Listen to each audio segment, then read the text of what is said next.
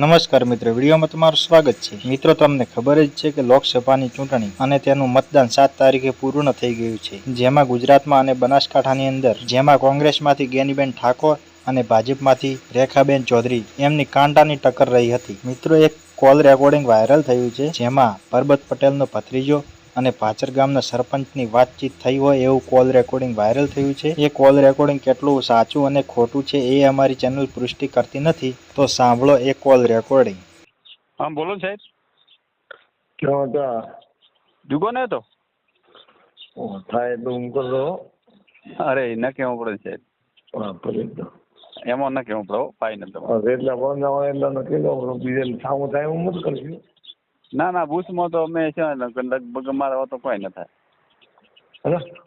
થાય એટલે કોંગ્રેસમાં કરાવવા બધું કરો બધાને લાગે મને કહીએ મેં કર્યો। હા, સારું। મેં કહેવાનું નકર કહી દે કે આજે કોંગ્રેસનો કર્યો। હા, એ વાત એ વાત ન કહેવાનું મેં કહી દેવાનું કે હું કે હા, ના એ વાત પછી આવો ઓટો થાય એટલે કોમ થાય। હા।